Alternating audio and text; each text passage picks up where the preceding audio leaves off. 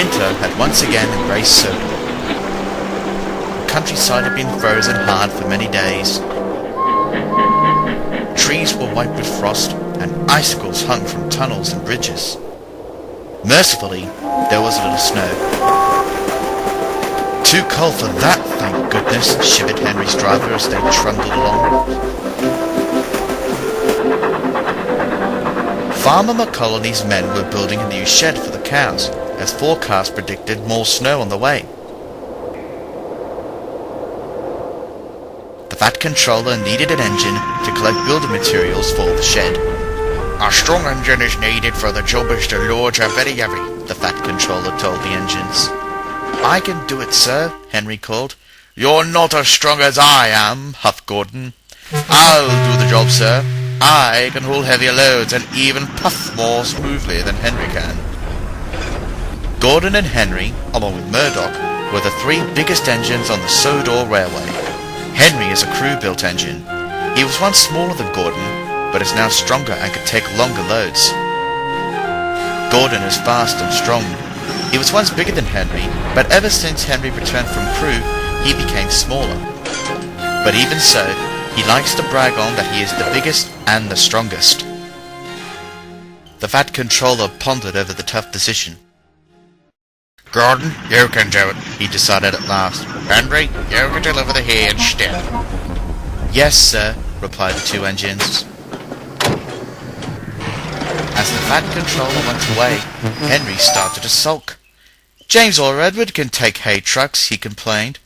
"Hay makes me sneeze," grumbled James. "But at least you're not taking the flying kipper," Edward said kindly. "I'm sure you're glad of that." But Henry wasn't glad. "Never mind, Henry," said Thomas. "We all know that you're big, strong Henry." "Indeed," agreed Percy. "Along with Murdoch, you're probably one of the strongest engines on Sodor." Gordon snorted indignantly. "Ahem," he interrupted. "I think you're forgetting that I'm the fastest and the strongest engine. Don't forget I'm the only engine who could pull the 5-coach express." "Wasn't that when you burst your safety valve?" asked Emily. Gordon ignored Emily's remark and puffed crossly away.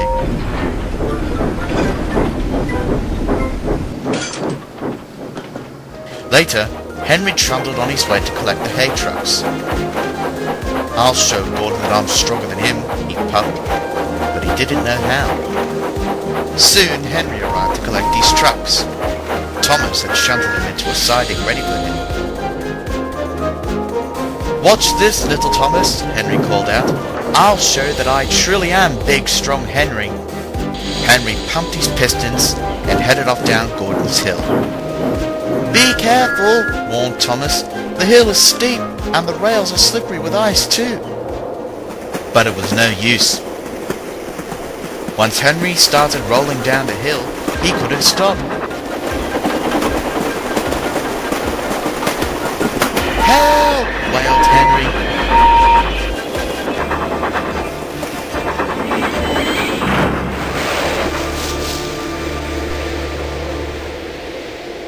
Henry's crew was shaken but not hurt. The driver was cross though.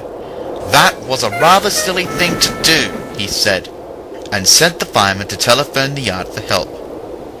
Edward soon arrived with Rucky the steam crane, also bringing the Fat Controller, who spoke severely to Henry.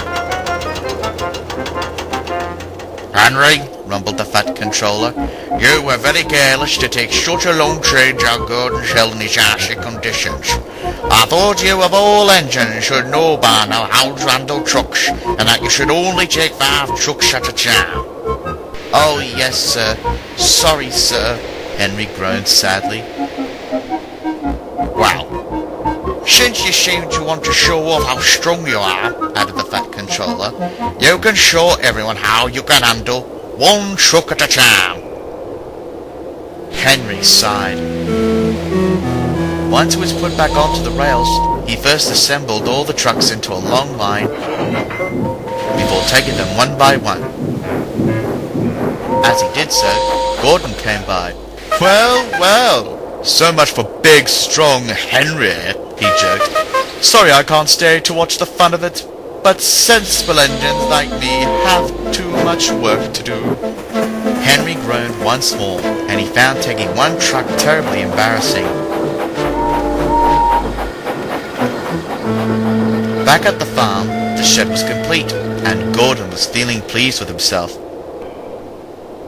"Now, Gordon," said the Fat Controller, "since Henry is yelling out to pull one truck, you'll have to collect the cows." "Yes, sir," boomed Gordon proudly. Out in one of the fields, Farmer McColl's men were carefully loading the cows into the cattle trucks. Gordon couldn't help but laugh about Henry's lesson. "Fancy having to learn to pull one truck," he boasted. "How embarrassing that must be for the poor old thing." Gordon's crew heard a truck door bang. "Time to go, old boy," called Gordon's driver. They set off thinking all the doors were secure, but they weren't. Presently, Gordon came to a signal and saw Henry again. "Hello, Henry, old chum," he called. "Hello, Gordon," sighed Henry sadly. "How's your lesson going?" Gordon teased. But Henry didn't answer.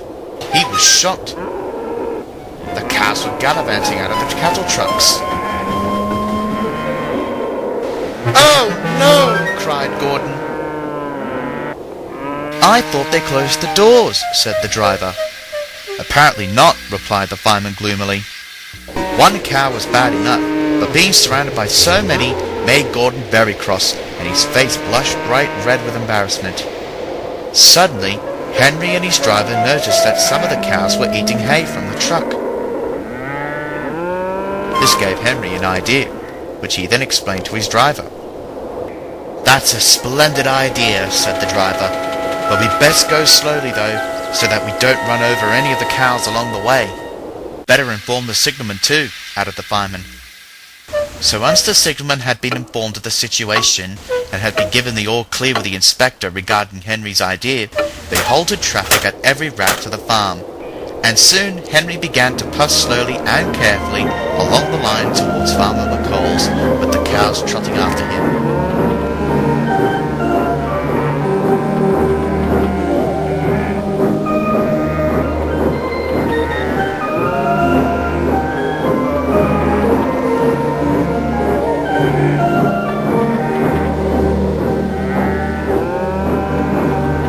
Farmer McColl and his men were puzzled by the arrival that greeted them, but were glad to see that the cows had arrived safely.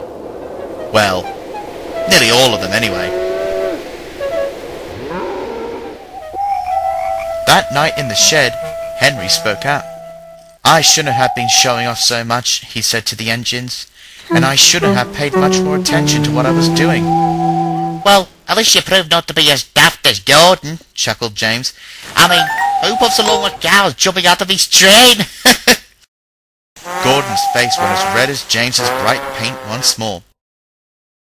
"First a cow in the line, and now jumping cows from a train?" Emily laughed. Whatever would happen next? "Well, after today's event," Henry concluded, "I think both Gordon and I have enough mishaps with cows to last us both a lifetime. Wouldn't you agree, Gordon?" Gordon said nothing, but I distinctively believe he did agree in some way. Wouldn't you think so?